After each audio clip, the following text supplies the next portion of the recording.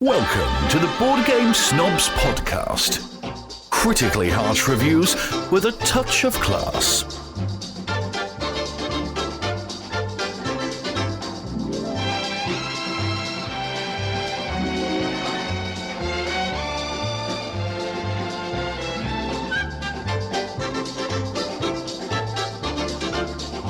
Go.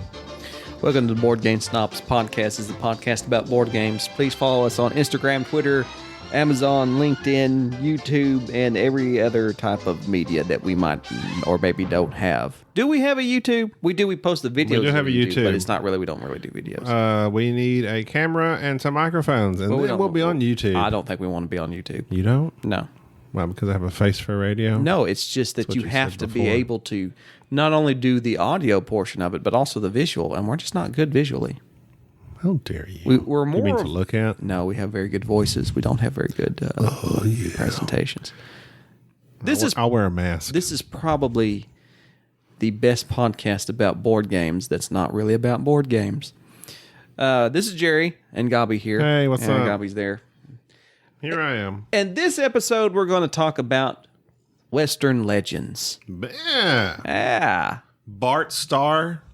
No, wait. That's a quarterback for the Green Bay Packers. Who's Bart Starr? You said that like you just said that out. What are you talking about? Who's Bart? There's a Bart somebody. Bart? Bad Bart? Bart? There's a Bart cowboy. He's like back there with who's the guy that was with Doc Holliday in Tombstone? It's not Wyatt Earp. You talking about Black There Bart? was a guy his name was Bart. There's a famous Westerner called Bart. Black Bart, or Charles Bowles, was a Californian stagecoach robber, outlaw bandit in America. Maybe that's it. In America. Quick question. You know what Billy the Kid's real name was? I watched the show. I can't remember. I watched Young Guns. William. Something. Is this a joke? No. Is this a joke? No, it's not a joke. William H. Bonney. Okay, yeah. My Bonnie lies over the ocean. My Bonnie lies over the sea. Is that song based on him? I don't think so. Dude, why did you lead up to that? You just made me think I'm just shooting from the hip. it's like the that children's song, "Ring Around the Road." Ring around the road. That's about the black plague. About terrible people things. dying. William H. Bonney. This is going to be getting into the Western legends later on. Do it. Okay, Billy the Kid. Mm-hmm. Like, first of all, have you seen his picture? He's rough looking. He's not an attractive man. No. But he died apparently at the age of 21. Yeah, hence the kid. Therefore, the kid. Yeah. And like, I watched this movie called The Outlaw by, who's the guy that Leonardo DiCaprio played in The Aviator? Oh, Hal? Howard Hughes. Yeah. The Outlaw with Howard Hughes directing, Jane Russell starring. Jane Russell. Highly attractive. Yeah, that was the one that was such a big deal because of that. Yeah, because of her. Apparently, I looked this up. Apparently, like, my mom and dad had this VHS, and I watched it all the time. I was a young boy. Apparently, I was fascinated with Jane Russell. I don't know. I was a young man. Gotta be the kid. And but they were said it was scandalous back in the day because of his excessive cleavage shots of Jane Russell. Isn't that crazy? And like nowadays, it's like nobody cares. Nowadays, they do everything. It's on Instagram. Yeah, big deal. But Howard Hughes, a weird dude. But Billy the Kid, even a weirder dude. Your dad just, where's Gabi? He's always in his room watching Westerns. He won't come out. We're always, son, you must come out. But they make Billy the Kid, I mean, what's the Young Guns? Yeah. They make Billy the Kid look super cool. He is not a cool looking dude. Cool. He was born Henry McCarty. Changed his name to William H. Bonney. Interesting. People change their names. So who is your favorite outlaw? I'm talking about outlaw, not Oh, the bad guys. the bad guys. I guess we really shouldn't have a favorite outlaw. Well, no. Or who are you most fascinated with? Living in the times now, it's hard to envision the times these people lived in where, I mean, it was a Wild West. It's kind of romanticized, obviously. I would be in a posse. I don't know what good I would be, but that. Do you realize how You'd be in the back going, hang him! Shut up, Jerry! You know how exciting it would be to be in a town and then like some form of law enforcement show up and say, "We need backup. Who will go?" I don't care how afraid I am. My instinct would be, "Yeah, let's go. Let me go get my vest." My pocket watch. Yeah, you gotta look. And I'll go get my horse, and the wife's like, "Where are you going?" Like, I'm gonna go. They need me, and then I'm that guy that's dressed a little too nice to be in the posse.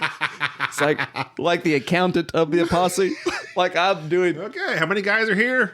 I'm the ledger keeper of the guy that does everybody got their bullets? I brought some trail mix. Hope you brought some socks. It's gonna be cold out there. I got to be back by 7. The wife wants me. He was 5'7", 135 pounds, little fella. I think of all like those older, like Western timey guys. Oh, Billy the Kid died young, so I wouldn't be. That'd be tough. Jesse James got shot in the back by the coward Ford. Something Ford. Yeah. How many other outlaws are there? I don't know. I'm not good on the outlaws. Is Butch Cassidy and the Sundance Kid, are they real? I don't think so. You don't think they're real? I don't think so. I thought they were real. I really don't think they are. I swear there's a guy. Maybe it's okay. Anyway, it's very romanticized for us nowadays by the movies and books and everything. Things back then were obviously pretty terrible. Medicine was terrible. The times were rough.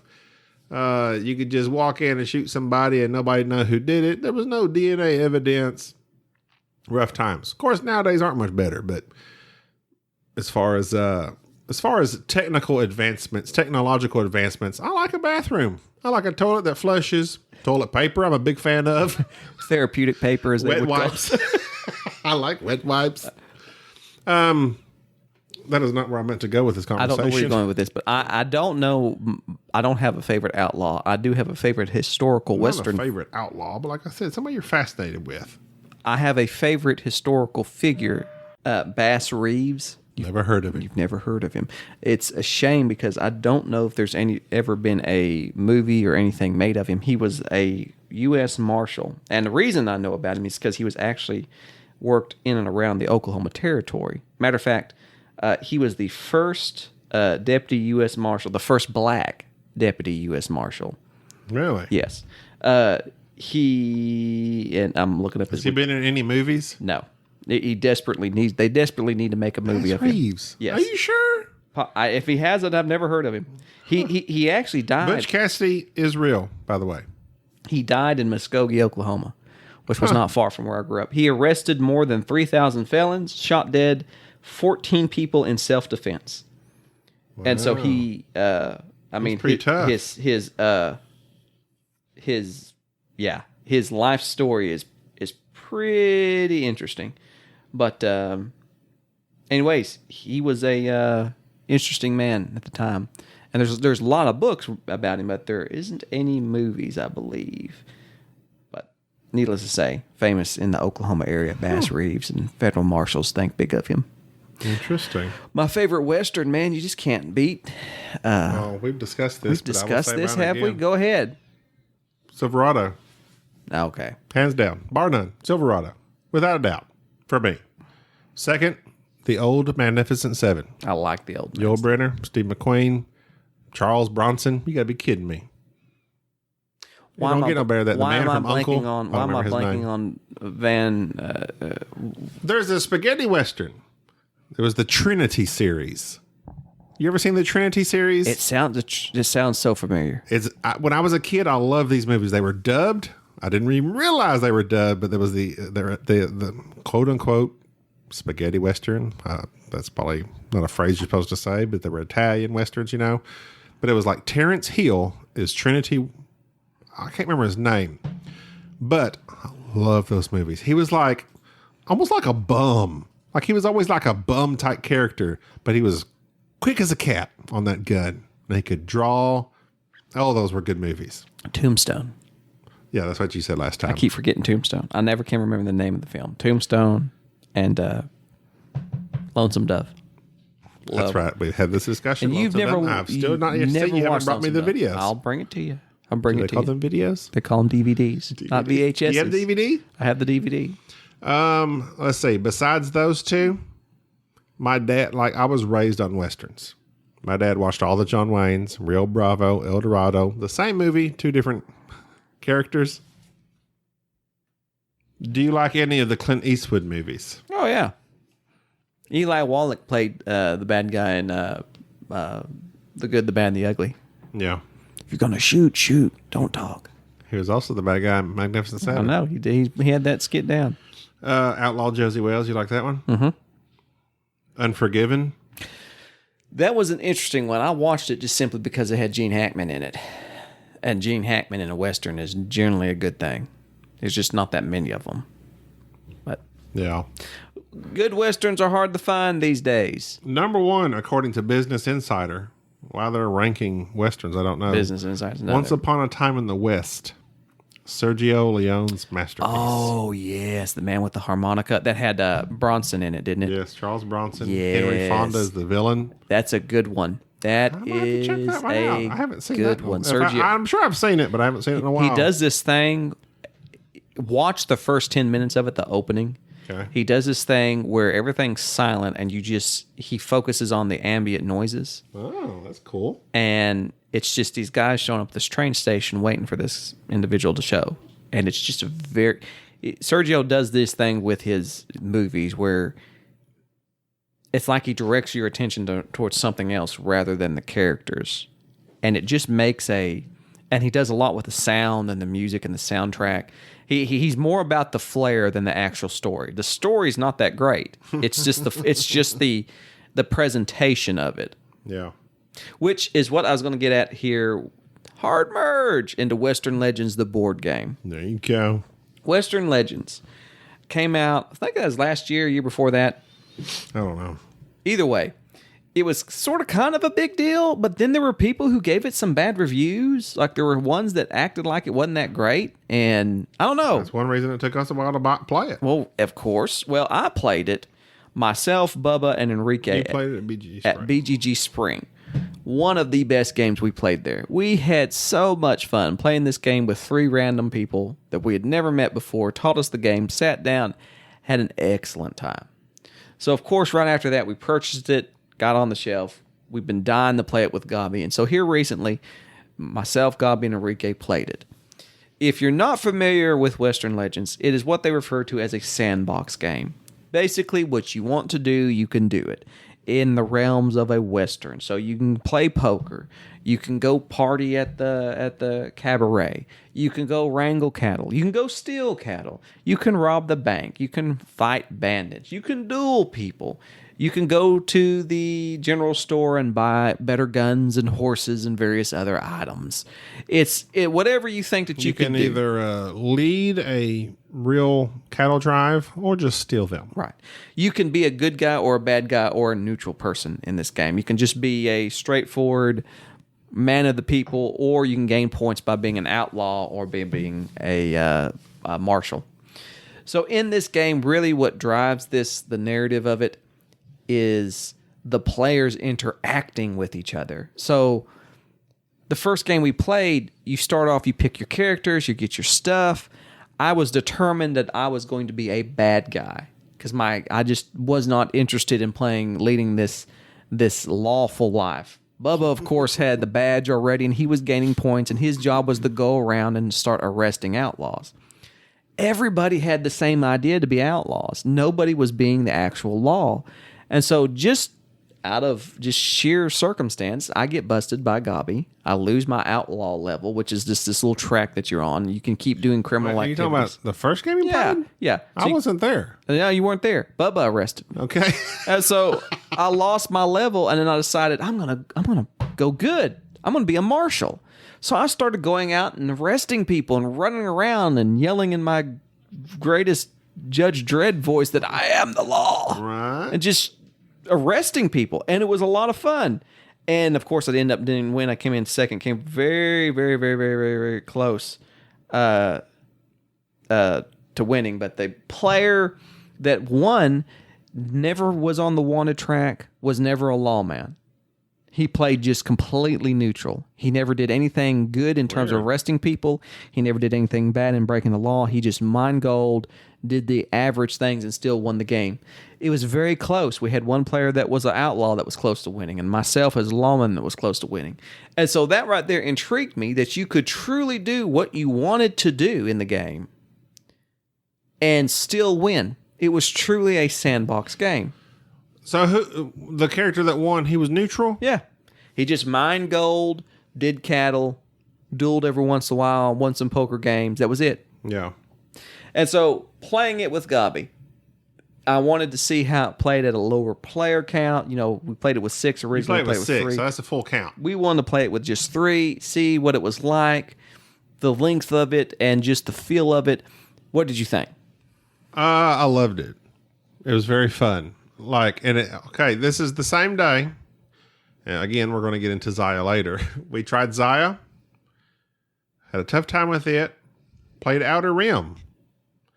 We thought it was okay in the beginning, but then as the game dragged on, we didn't like it. Then we're like playing Western Legends, and you're just literally moving around, gambling, shooting, digging up gold, taking it to the bank. Very quick, very smooth, very simple, but yet fun. And I was going to go law the whole time. My plan was, and this was something. My plan was I was going to make a lot of money playing poker, digging up gold, take it to the bank, then go to the cabaret, do whatever you do there to make points. And I gained all of my points mostly that way. But then Jerry decides he's going to start robbing me every time I make money. And literally every time I made money, Jerry's like, hey, how about giving me that money? Hey, stick them up. And it was very irritating. Very irritating. Therefore, Jerry was after me the whole time. Enrique runs around, wins the game. I come in second. But I still liked it. Yeah. With more players, I could see how it'd probably balance out a little more. Like, it does. You were either going to focus on me or Enrique. This game, you focused on me. You really, after playing it several times, I think you need to play it with at least 4 or 5 people because it kind of it's a party game. Because you can go dig for gold, take that gold to the bank, make money. You can take that money, go to the cabaret, and you get a victory point for every $30 or something you spend. You can go take cattle down to the railroad, get points for that. Or you can hustle cattle, get points for that. Rustle cattle. you can't hustle cattle. You rustle. Or you can, there's a lot of different stuff you can do. It's very fun. And you can, if you buy a horse, you can travel quicker, faster. There's just so many different things you can do. It's not an in-depth game. There is strategy to it. It was quick to teach. But, we were playing it within 5 minutes. Yeah. If people gang up on you, which can happen in the game, yes, that could affect your ability to do things. Jerry was after me. That enabled Enrique to win the game. But that's why I say with a higher player count, I think it might be a little bit better. But I love this game. And we played this in the same day, like I said, as Outer Rim and Zaya, and this was the most fun I had that day. Right. And I think that and again, I'll do my normal letting people know there's a caveat here. I don't like sandbox games. I don't like games where there's not a clear objective, this is what you need to be doing to win. And I don't know what to tell people to do to win in Western Legends other than there's all these various activities, get after it. So not liking a sandbox game, that type of game, and then liking Western Legends so much was kind of a shocker to me. Well, to me, Western Legends, even though it's quote-unquote sandbox, there's literally only like 6 things you can do. Right, but within that, you can do whatever, but it's still somewhat restricted. Right. It doesn't let you go too wild, and it keeps it contained enough that, yes, you can do what you want to do, but you're not going to get lost going down this rabbit hole of just running cattle everywhere thinking that's going to get you the win. I think that it is probably, when I think of 6-player games or games that can be played 6-player, can you think of any board game that you would rather play with 6 people? I mean, of course, TI4 is a good one to play with a lot of people. But I'm saying just a regular big box board game that plays 6 people, plays them relatively fast. It's probably the best because, like, even at 6 players, it may not be your turn, but they may come attack you on their turn. So you might be involved. Yeah. As far as 6 player, viticulture to me is good at every count. 6 player might be a little long. What's the other one? Is that Empire of Ages? Age of Empires? I think it plays 6. It plays, I think it plays 6. But yeah, I mean, plays them very well. It's probably a little bit slower. But as far as a game that's more silly, I mean, because Western Legends is just you just have fun. It's not a game you're like really thinking super hard about. You're just in it to have fun. You're in it to have fun. And we like to have fun here. We do like to have fun. Like Deception Murder in Hong Kong plays a bunch of people, but it's a completely different style game. If you're going to go by player count for a actual board game that... You're just not going to find one. A little bit of strategy. You're just not going to find one that's tough. 6-player games are tough. The genius thing that Western Legends does that I really liked, they give you a deck of cards, and they're actual playing cards. 52 cards with this Western style look to them. And those are the cards that you use in combat. Those are your action cards. Those are everything. Mm-hmm. So you have a hand of cards. And so interestingly, if you're in combat with another player, you each lay down a card and you flip that card. And you're just playing war. It's just, 2 to ace. Whichever one's higher wins it. But on these cards, sometimes they'll have an action that you can do. Or a reaction. So in combat, you might lose the combat, but you played this card. So it kind of has that sort of... I don't want to call it cosmic encounter feel to it, but it's very toned down to where the cards kind of counter each other. Then when you play poker, you flip out 3 cards from the deck, and everybody who's in the poker game plays 2 cards, makes the best 5-card hand that they can, and that's the person that wins it. That deck of cards being utilized multi-purposely throughout the game is very nice. It's a very, very interesting way of just dealing with all the little decisions that you have to make, especially when you fight an NPC, because there's other bandits running around. It's very simple. The combat is just the player next to you uses the NPC deck, which is just another small deck of cards. They get a few cards, they pick the best one, and they play it. That's it. I mean, everything is super streamlined to not bog down the experience.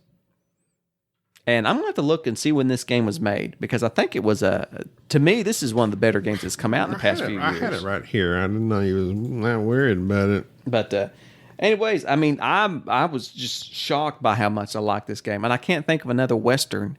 There are several Western games when looking back that have a Western theme. Like Gold West is technically kind of a Western theme. Western theme, but I mean, it's not a Western. Do you remember the game with dice, Bang the Dice game? Bang the Dice game. I hated that game. Really? I played a good game of that. I didn't like it. I played a game with 1, 2, 3, 4, 5. There was 6. There were 6 of us. I had a real good game of Bang the Dice game. It was people that were really into it. One in particular, he was really into it. Made it lots of fun. Then I played games that were terrible. It depends on the people you're with. I mean, because Bang the Dice game is basically, can be like, I mean, it's a social deduction game, so it can be resistance or deception or whatever, but with cowboys and outlaws. Western Legends is a 2018 game. That's why. So it's relatively new. Yeah. And it's very fun. I watched some reviews, like you said, that had me like, it doesn't look like it's going to be good. But then you played it and you're like crowing about it. Then you brought it here. I really do enjoy it. It's fun. It's a fun game. You break out a ball of scotch and you get 6 people who are laid back and are board gamers. This is the most fun you're going to have all night. I mean, this game right here, to me. Set up some Henry, who's the guy that does all the music for Ennio? Not Enya. Ennio Morricone. Ennio Face? What's his name? I can't think of his name. Morricone? Yeah. Yeah. And I mean, it's just a great game. I'm pretty well. Soul Train was saying in comparison to Zaya, and I know they're 2 different things, but he was saying that they're both sandbox games. Zaya is much more complex from what I've played of it so God, far. Good Lord, yes. Yeah, I wouldn't want We're to. playing Western Legends in 5 minutes. Saya. Oh, well, It's a while. but you see, but there's a certain level. It was like brutal to move. There's a certain level of depth to Zaya, though. Yes, and so obviously. that's what if you're looking for something that's not going to break your brain and it's something that's accessible to others, I can't recommend Western Legends enough. I love Western Legends. Yes, it's. Is it a top 10 game? It might be. No, not for me. It might be. I could see if I've seen it on a lot of people's top 10 on BGG, them people who just really get into it. I will say this is the only sandbox game I like. There are games I have lots of fun with, but as far as a game I thoroughly enjoy, I mean, those are, you would think that's synonymous, but it's not necessarily.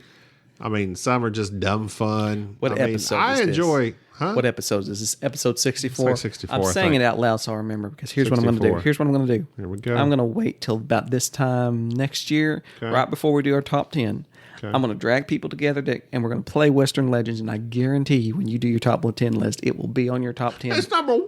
It's like, oh, this is my number 7. This is Western Legends. And I guarantee it'll be on your list. And then I'm going to say, hey, why don't you go back and listen to episode 63, Now, 64. it's fun, but I'm like, okay, so we've played some fun games. Like, for me, X-Wing is fun. It's fun. It's fun, but it's got a lot more fun. It's got a lot more, Pizzazz? I don't know, it's a little more to it. I just said pizzazz. I mean, that could work. But the dice rolls that you can mitigate and this and that. Western Legends, you're gambling, you're going to the Cabaret. The cabaret. They have those in Las Vegas, don't they? Oh, yeah. They're legal. Huh? They're legal. They're legal there. Legal, not illegal. No, they are lawful. They're not a sick bird and ill eagle. They're legal. Legal. Yes. Thank you for that. You ever watch Legal Eagles? I have not. It's an old Robert Redford show Is the from the 80s. the aviary attorney? Is that the sequel to it? Yeah, I mean, Las Vegas is a weird place for that to be legal. I've heard it's the oldest institution of profession. The oldest profession, I guess. Right? All right. What are we talking about? What? I just jump right there. Eagles? Lawyers? Are we talking about lawyers? Same thing. Same thing. Oh, take snap. that, Captain America. Oh, snap. Haven't heard from. Oh, yeah, handsome little Whatever. Wheaton. You text him every day, apparently. Oh, whatever. Okay, lied let's about talk that. about a game that was absolutely one of the worst games of all time. Oh, we're going to talk about that right now? Right now. No, I don't know if I want to talk about that right We're now. going to talk about it right now. All right, go ahead. Porta Nigra. I bought a game For $8. for $8 on sale. This was the... here's what you want to on do. Cool Stuff Inc. Okay, so yeah, there's often these sales that they sneak in, and it's basically these overstocked board games that nobody else is buying right now. So they'll mark them down so they can make room for them. And Gabi is a sucker for that. He would buy anything that's cheap enough. That's cheap enough. He'll buy it and then force me to play it. So Porta Nigra by Stronghold Games. It has reviews. Kramer by and other Kiesling people. are the designers. Gabi buys this like, oh, it was $8. Why don't you next time just take $8 and just flush it? Yeah, might as well have. Just might as well. This game was Okay. interesting because I can't quite quantify exactly why it's so terrible. This is the first game.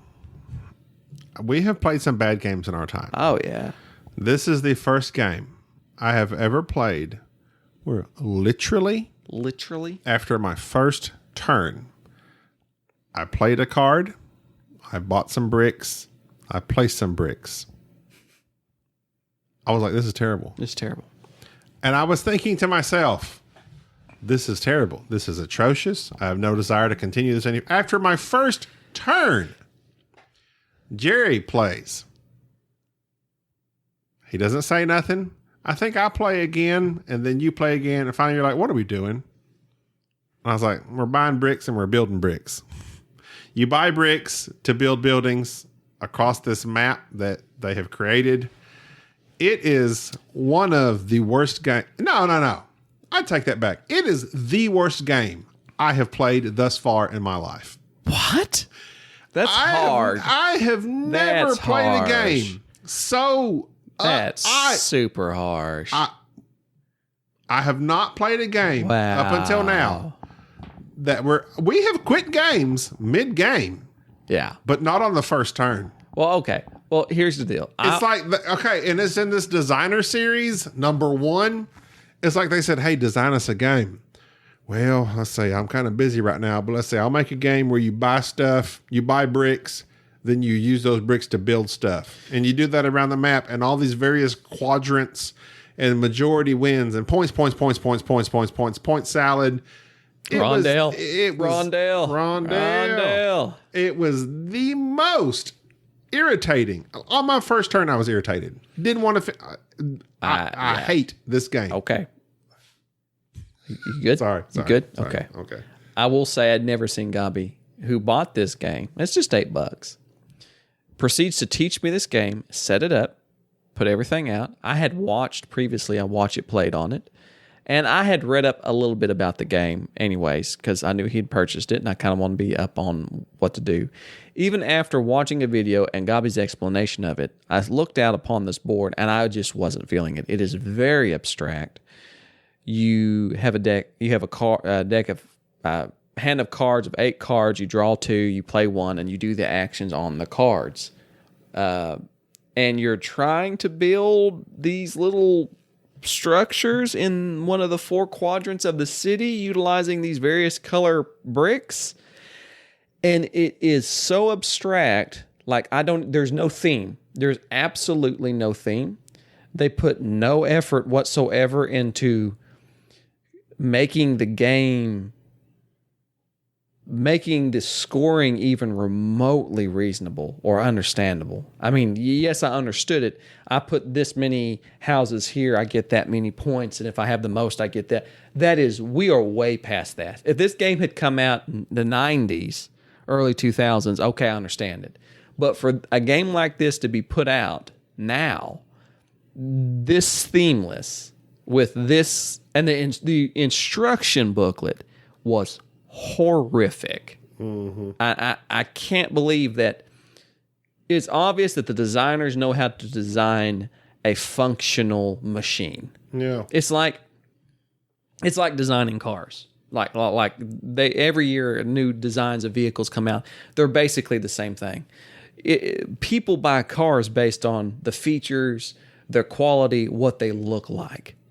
That's where we're at now. Because for the most part, a car has the same functional parts, the same engine, the same various things that take place that makes the car move. It's very obvious that the engine in this game is functional. It does what it's supposed to do. I mean, it's like a lot of other ones. You buy stuff, you build stuff. Right. But we're past that now. Like every board game put out by a major designer has a pretty decent engine to it. It will pretty well work well. It's not broken. You can almost guarantee that. We're at the day and age now where we need some innovation. We need things that are added on. We need a theme. We need something flashy that immerses the player into that theme, and thus it actually feels like you're doing the tasks that you're playing. What are you doing in Porta Nigra? Trying to build something? I don't know. Different colored bricks and then stacking them. Terrible game. Thematic brick making. Which would not necessarily. Now, this is what's. I want to make a game called Masonry. Masonry. And it's going to be awesome. And your lead character in it's going to be Perry Mason. And he is in the Masonic Lodge. Right. And he just makes bricks. And he solves maps on the Declaration of Independence and builds the buildings.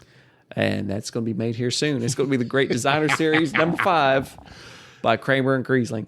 Why is it that they threw in set collection? Yeah, for no reason. You build here. Oh, if you built this color, you can get this card. Now explain to me why there are so many respected Euro designers that come out with games that are themeless and bland.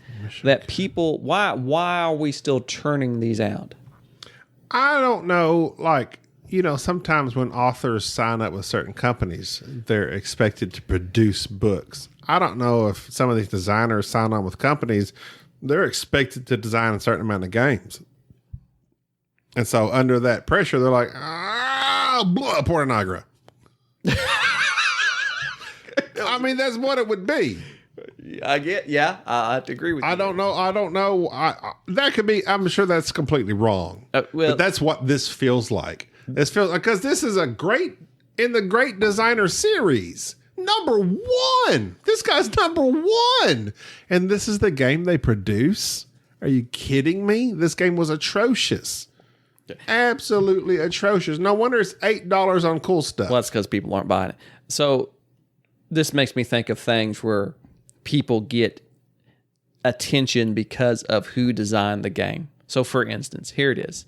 The Spiel des Jahres winners were announced here the other day. Oh, yeah. Just one. Which one? Won the game. Oh. It won. San Juan? Just one. Just one. That one. Which one? It won. That one? The one that you own, just one.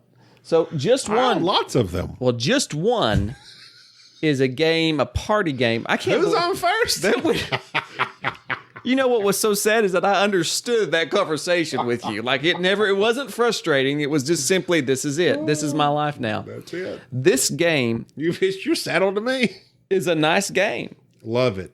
It's actually, it's a social party game. It's a twist on kind of like the Code Names version. I enjoy it. This is the word. Everybody write down a word similar to it to get this one person to guess this word.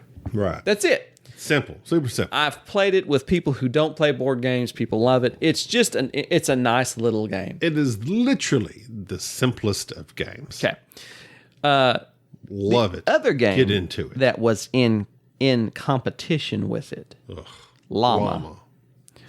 Which we talked about on a previous podcast. You will not convince me that Llama was not in the running simply because it was designed by Reiner Knizia. Was it really? Yes. I didn't know that. Reiner Knizia. And so because of the designer, this game gets attention. That game was not... Dice Tower did not like it and said it was basically Uno. It's simple. It's very, very, very, very simple. And I don't understand why you have to throw something out there just because of the designer. Now, the Kennerspiele, the one that's like the Gamers Game of the Year award, Wingspan won, which we knew that was coming a mile away. Wingspan is a decent game. It's not this is great. the thing. It's not great. This is the thing. Okay, tell me the thing. Wingspan has element. We didn't like the game as a whole. No. I don't know how I said that. Sound like we said we didn't like. We could appreciate aspects of the game. Right. Mechanisms of the game. Right. The beauty of the game. Right. The art. Whatever. Go on and on and on. Just as a whole, it kind of just come off. Meh. It's okay. This game, you know what I like? Nothing. There's no mechanism of the game that's not derivative of something else. You place this brick here, you get points. Why? Why do I get points for the same? There's literally a spot for one brick, several spots for singular bricks. You gain points. But in game, whoever has the most bricks, and then you take those all and double them times 2, and oh my goodness, this game. So Wingspan, I believe, was in competition with Carpe Diem. Ah, okay. You remember Carpe Diem, yes, right? I do. By Stefan Feld. Yes, I do. The game that was Carcassonne. Terrible. Absolutely terrible. You will not convince me that game was not thrown into the Spiel des Jahres because of Stefan. I don't like... Carpe Diem is not even the same league as Wingspan. Well, no. They're completely different monsters. But what would you rather play? Wingspan. Obviously. And so, what was the third one? I don't even... Nobody knows. Do you want me to look it up? You have a Stonemeyer game, a Stefan Feld game, and the other one... Was anybody attached to it that we know? I'll look it up here in a second. But it's very obvious to me that a lot of the spiel is just the designer, who the designer is or what's going on. It's not really based on the quality of the game. Like, I'll give it to you, Wingspan being a good game and it deserving the attention that it got. It's not a great game. It's not something that I'm just going to rave about. I think it's a good family game. Yeah. I think that when my kids get older, I'm probably going to buy a Wingspan. I'm probably going to play it and probably going to enjoy it. Nothing wrong with that. Same thing with Just One. We own it. It's a good party game. I like breaking it out. It's not my favorite, but hey, it's better than Llama. Oh my God! I When- never played when- llama. Don't want to play llama. When games, Rather play the mind. when awards are awarding people simply based on who they are, but who the designer is, We've lost our way. we've lost our way. We have lost our Let's way. just give the Oscar to Daniel Day-Lewis and They should. Martin all the Scorsese time, every year. all the time. They probably should, Every year. because that's quality there. It's true. It's Or Christopher Nolan. it's interesting when Who do you think's going to win the Oscar this year? who's nominated. Nobody's nominated yet. We got a long way to go. Now Leonardo will get another one. Oh yeah, for Once Upon a Time in Hollywood. He'll get something. Quentin Tarantino. He come out with a He'll movie, get so something. it's He'll all get going to get something. nominated. Leonardo will get something. I don't know. I've heard great things. What about Lion King? about Did The you watch Rock. Lion King? I did. The Rock is going to get it in that Crockett and Tubbs. What's that show called? Hobbs and Shaw. Hobbs and Shaw. That's what I said. Hobbs and Shaw. I mean, I used to watch. Did you watch Lion King? Yes, I watched Lion King. You were The new there. remake. You were with me. I'm saying it for the listeners. Oh, I wondered why you were saying that. just bringing it We didn't about. sit next to each other. You were several No. aisles down. Yes. I was up there with my family. So what did you think? I found out that the director is that Favreau guy that I like. Yes, John. He made lots of money and apparently did a real good job making this film. It's been very successful. Being a huge fan of the Broadway of Lion King, which is one of the best, my favorite Broadway shows, this movie disappointed me greatly. It's not just you. Well, Across the board, the critics are like, this movie just doesn't compare. they ruined like all the songs. Yes. Like my favorite songs they ruined. The opening was very lackluster. The opening song was very lackluster. Yes. I rewatched the cartoon Oh, it's beautiful. just the other day. Beautiful. The opening, I was in tears. Well, I actually did get in tears on the Broadway when they did the opening. I was at the yes. Sherbet Theater in New York, and they brought in I didn't know they what bring to you expect. sherbet? I had never Orange sherbet? I had never been to Broadway, and then they throw on this huge production. These guys on stilts with these looked like giraffes. And they were like 15 feet tall, and everybody The was leopard, dressed up like- leopards. Oh, man. That was it. I didn't see it on Broadway, but I saw it in Fair Park. I was Dallas. ready. I was done. I was done. And my favorite song is "Be Prepared." Oh, they shortchanged that They this movie. shortchanged it in the movie, and I was done. You didn't like When it. we left the theater, I said the guy who played the bird, the British guy, John Oliver. John Oliver. When he carries the show, you know you're in trouble. Yes. This is my thing. In that movie, and everybody's saying this, I'm not original here. There was no emotion in those Don't animals. plagiarize. I don't want to plagiarize. There was no emotion. Like their eyes. Staunchly against plagiarism. Their eyes show, huh?